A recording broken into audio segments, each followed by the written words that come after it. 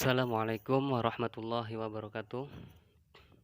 Alhamdulillahirabbil alamin wassalatu wassalamu ala asrofil anbiya'i wal mursalin wa ala alihi wa sahbihi ajma'in amma ba'du. Alhamdulillah kita masih berjumpa kembali dengan channel saya Jumadi Alimin. Saya akan meneruskan kajian-kajian saya tentang ilmu tajwid plus ya. Tapi sebelum saya lanjutkan kajian saya, silahkan like, share, and comment sama subscribe ya, jangan lupa. Baik, dimana pada video yang sebelumnya, sebelumnya yang saya kemarin upload menerangkan tentang tujuan ilmu tajwid. Sekarang saya akan meneruskan tentang kesalahan-kesalahan membaca Al-Qur'an ya. Para ulama qiraat telah sepakat bahwa membaca Al-Qur'an tanpa tajwid sebagai suatu lahan ya. Imam Jalaluddin As-Suyuti menjelaskan bahwa ada dua lahan yang mungkin terjadi pada orang yang membaca Al-Qur'an tanpa tajwid ya, yaitu lahan yang pertama. Baik, kita lihat ke blackboard atau papan tulis. Lahan yang pertama yaitu al-lahnul haliyu. Yang pertama ya, sudah kelihatan. Yang pertama al-lahnul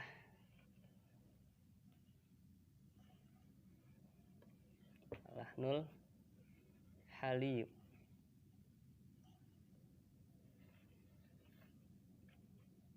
Al-lahnul haliyu ya. Dan yang kedua yaitu al-lahnul khafiyu. Yang kedua al-lahnul khafiyu.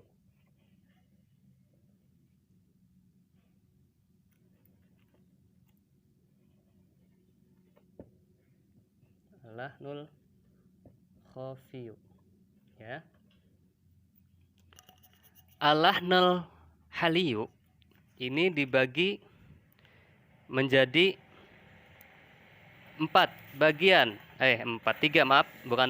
tiga bagian ya. Al-lahnul jaliyu dibagi menjadi 4. Apa sih al-lahnul jaliyu ya? Al-lahnul jaliyu dapat mengubah makna ya. Jadi membaca Al-Qur'an salah satu huruf atau satu harokat itu akan mengubah makna. Jadi hukumnya haram. Makanya kita belajar tajwid ya. Bergantinya suatu huruf dengan huruf lain disebut abadal harfi ya. Disebut ini berarti dibagi menjadi 3. Yang pertama abadul. Yang pertama ya, abadul harfi.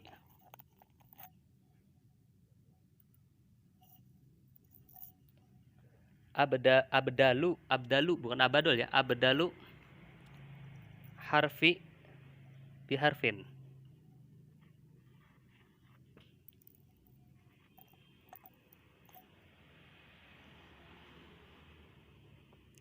Abdalu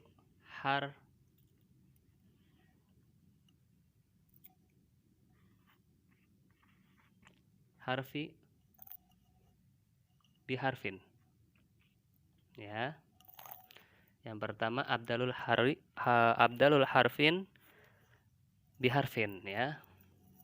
Apa sih abdalul harfin biharfin? Kayak contohnya wala'allakum tashkurun ya. Dan artinya itu dan mudah-mudahan kami bersyukur ya. Dan mudah-mudahan kami bersyukur. Apabila nih, tadi kan wala'allakum ya. Tadi wala'allakum tashkurun. Tashkurun. Ini shin ya. Ini shin, ini tak.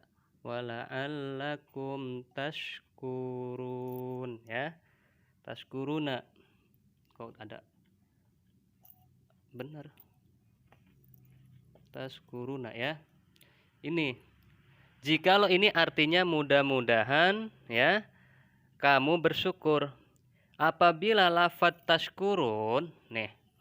Lafadz tashkurun ini diganti ataupun dihilangkan bacanya bukan sya tapi sin. Wala'allakum tashkurun. Tashkurun. Nah, tashkurun ini sudah merubah huruf. Merubah huruf berarti berubah makna. Apa maknanya? Artinya huruf sin berubah menjadi huruf shin, berubah menjadi sin, maka artinya menjadi dan mudah-mudahan kamu mabuk. Bukan bersyukur. Sakurun berarti mabuk. Kalau syakurun berarti syukur. Ya. Tashkurun, bersyukur. Tapi kalau tashkurun sin kecil berarti artinya mabuk. Nah, dari sini kita wajib untuk belajar tajwid ya. Beda huruf, beda arti. Beda harokat, beda arti. Nah, sekarang ada yang membedakan harokat. Seperti apa namanya?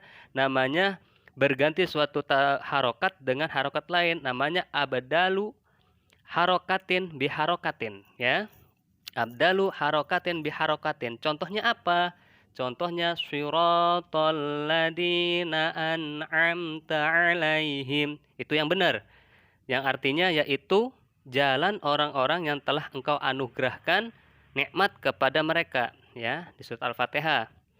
Apabila huruf an'amta nih an'amta ya dihilangkan, dibaca an'amtu, dibacanya an'amtu bukan an'amta, an'amtu ya. Taknya diganti sama tu, domahnya fathahnya diganti sama domah. Ini sudah salah ya. Dalam di sini menjelaskan ya, apabila lafadz an'amta 'alaihim, an'amta dibaca an'amtu, maka ditanya apa sih? Domirnya berada di anak ya. Domirnya ada di anak menjadi aku. Sehingga artinya menjadi yaitu orang-orang yang telah aku anugerahkan nikmat kepada mereka. Bukan yaitu jalan orang-orang yang telah engkau. Engkaunya kan garis besar kan Gusti Allah. Berarti Allah telah memberikan anugerah kepada nikmat nih. Allah berikan nikmat kepada kita. Bukan aku berikan nikmat kepada mereka ya. Ya, sampai situ. Dan yang ketiga, ada juga yang kesalahan dalam membaca Al-Qur'an, ya. Kesalahan membaca Al-Qur'an bertambah atau berkurangnya huruf ziyadatul nuqsanun hurufi, ya. Ziyadatu au nuqsanul huruf, ya. Contohnya yang tadi ini ziyadatul au nuqsanul hurufi mengurangi suatu huruf. Ini haram. Yang tadinya an'amta ini dihilangkan. Contohnya anamta atau an'amta, tadinya an'amta dibacanya anamta, itu salah. Atau an'amta ada qalqalahnya, itu lebih salah ya. Adapun nih yang tidak disalahkan atau tidak permasalahkan dalam Al-Qur'an ya, adapun lahnu jaliyu yang tidak mengubah makna, contohnya kayak contoh alhamdu, kayak contoh alhamdulillah. Ini tidak mengubah makna lillahi. Nah, tapi kalau misalkan ininya hi-nya diganti sama hu, berubah enggak maknanya? Tidak. Terus boleh enggak membaca alhamdulillahu bukan alhamdulillahi? Nah, kata di sini adapun lahnu jaliyu yang tidak mengubah makna, contohnya yaitu lafadz alhamdulillahi yang dibaca alhamdulillahu, atau lafadz lam yalid wa lam yulad dibaca lam yalidu wa lam yuladu. Walaupun ya, walaupun nih walaupun tidak mengubah makna, nih alhamdulillahi atau alhamdulillahu, keduanya tergolong lahnul jaliyu yang haram hukumnya dilakukan, ya. Walaupun ini alhamdulillahi segala puji bagi Allah, alhamdulillahu segala puji bagi Allah sama artinya, tapi mengubah harokat atau mengubah Al-Qur'an dibacanya alhamdulillahu atau alhamdulillaha itu haram. Tetap alhamdulillahi rabbil alamin, ya. Bisa ngerti? Ya, sampai situ. Itu penjelasan dari lahnul jaliyu, ya. Jadi yang dinamakan lahnul jaliyu itu kesalahan-kesalahan dalam Al-Qur'an yaitu yang nyata pada lafaz sehingga kesalahan tersebut dapat diketahui baik oleh ulama qiraat maupun kebanyakan, ya. Kebanyakan maksudnya awam. Di Al-Qur'annya kok dibacanya an anta, ini dibacanya an antu, ya. Itu udah salah walaupun ada walaupun tetap artinya sama, ya, tapi kita tidak boleh mengubahnya, ya. Paham? Yang kedua yaitu lahnul khafiyu, al-lahnul khafiyu. Apa sih al-lahnul khafiyu? Kata di sini al-lahnul khafiyu yaitu kesalahan yang tersembunyi pada lafaz. Kesalahan ini hanya dapat diketahui oleh para ulama qiraat. Jadi kalau kita orang awam tidak akan bisa mengetahuinya, ya. Jadi yang mengetahui al-lahnul khafiyu ini para ulama qiraat atau kalangan tertentu yang mendalami qiraat. Para ulama atau pengajar Al-Quran ini biasanya menghafal berbagai lafaz dalam Al-Quran dan menerimanya secara talqiyah, ya, langsung dari ulama lain. Apa sih maksudnya talqiyah? Ya, nanti saya jelaskan, ya. Talqiyah.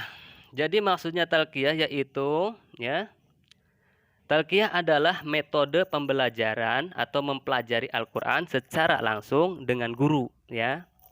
Seseorang murid bertemu dan berhadapan langsung dengan gurunya, sehingga ia tidak banyak mendengar lafaz Al-Quran yang diucapkan oleh sang guru, tetapi juga melihat langsung bagaimana sang guru, ya, melafadzkan lafaz tersebut dari mulutnya.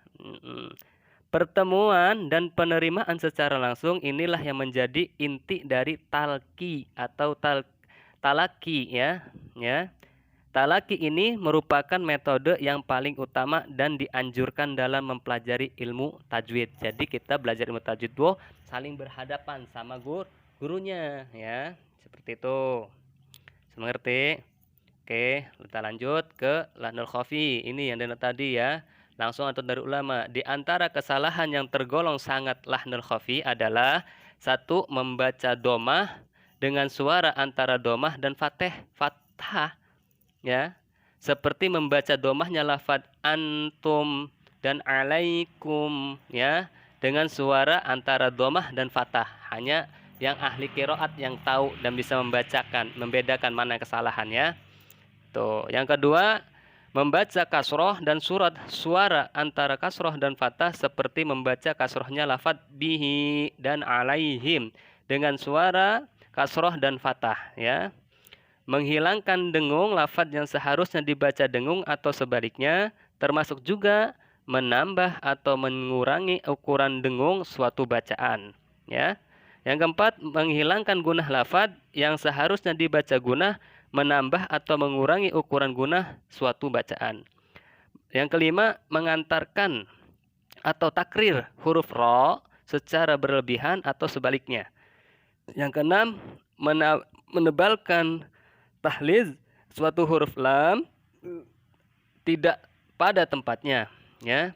Yang ketujuh, menambah atau mengurangi ukuran mad suatu bacaan. Yang ini hanya yang bisa mengetahui ahli qiraat, ya, dan ahli tajwid yang mendalami ilmu tajwid, ya. Kalau kita sebagai orang awam, kesalahan yang sangat mutlak itu seperti tadi, yaitu seperti al-lahnul jaliyu, ya, al-lahnul haliyu, ya, abdalul huruf biharfi, menambahkan huruf sama huruf, ya. Kayak tadi wala'allakum taskurun, seharusnya dibaca sya, ini wala'allakum taskurun. maka artinya pun berbeda. Bukan maka bersyukurlah atas kalian semua. Jadi ini mah bukan syukur, mabok artinya ya. Kalau shinnya diganti sa. Bisa mengerti. Nah, sekarang kita mau menjelaskan tentang tingkatan tempo bacaan Al-Qur'an. Tempo itu nada ya, tingkat-tingkatannya ada di sini ya. Saya akan jelaskan nada-nada Al-Qur'an, ada nada cepat, nada gimana, rendah, ini boleh enggak gini, ini saya akan jelaskan insyaallah ya. Dalam seni suara ya, ada nyanyian nih dalam seni lagu, pasti dikenal istilah tempo ya, yang menunjukkan apakah suatu lagu dibawakan dengan cepat ya dan semangat seperti lagu-lagu march atau dengan lagu lambat ya, dan khidmat seperti lagu himni. Membaca Al-Qur'an pun juga tidak terlepas hubungannya dengan masalah tempo ini ya. Jadi supaya kita enak didengar, yang ngedenger enak ya. Jadi kita punya tempo ya. Ada berapa sih tempo-tempo dalam Al-Qur'an? Yaitu tingkatan tempo yang telah disepakati oleh ahli tajwid, yaitu ada 4. Ntar dilihat dulu. Iya, ada 4. Apa-apa? Yang pertama tartil ya. Kok bisa tartil? Nanti saya jelaskan. Yang pertama tartil, yang kedua hader ya, yang ketiga tadwir, yang keempat at-tahqiq ya. Tuh, ada 4 macam-macam lagu dalam membaca Al-Qur'an ya. Tartil wa huwal qiraatu ya, bitu datin atwa ya, atau mi'nanin wa ikhraju kulli harfin min makhrajihi ma'a iqta'ihi haqqahu wa mustahaqqahu ma'a tadabburil ma'ani ya, yang artinya yaitu membaca dengan pelan dan tenang, mengeluarkan setiap huruf dari makhrajnya dengan memberikan sifat-sifat yang dimilikinya, baik asli maupun baru datang, hukum-hukumnya serta memperhatikan makna ayatnya. Itu namanya tartil ya. Apa maksudnya makna ayat? Nah, saya jelaskan di sini ya. Makna ayat bisa dilihat di kitab Al-Burhan fi Tajwidil Quran halaman 9 ya. Dilihat sendiri bagi yang sudah mempunyai kitabnya. Kalau yang belum punya silahkan beli. Ya. Itu namanya tartil. Tartil membaca dengan pelan dan tenang, maksudnya tidak tergopoh-gopoh ya. Namun tidak pula terseret-seret. Huruf diucapkan satu persatu dengan jelas dan tepat menurut makhrajnya dan sifatnya. Ukuran panjang pendeknya terpelihara dengan baik serta berusaha mengerti kandungan maknanya. Itu namanya tartil. Kayak contohnya A'udzu billahi minasyaitonir rajim. Tuh, aku berlindung kepada Allah dari godaan setan yang terkutuk. Seperti itulah contohnya. Bismillahirrahmanirrahim. Dengan menyebut nama Allah yang Maha Pengasih lagi Maha Penyayang. Jadi mengerti kandungan ayatnya, pas dengan tajwidnya, pas panjang pendeknya, pas dengan makhrajnya, itu namanya tartil. Ya, cukup sekian dulu ulasan dari saya. Kurang lebihnya mohon maaf. Ini baru satu loh, baru tartil. Nanti ada saya menjelaskan hader ya, menjelaskan tadwir, menjelaskan tahqiq ya. Itu baru tartil satu. Maka dari itu jangan lupa tonton terus channel saya Jumadi Alimin ya. Jangan lupa untuk like, subscribe dan share ya. Kalau misalkan ada kesalahan-kesalahan dari saya, silahkan komen ya. Tegur saya karena saya di sini bukan untuk mengajari, tapi kita di sini saling belajar dan tukar pikiran ya. Unzur maqala wala tandur man qala ya. Unzur man qala wala tandur man qala ya.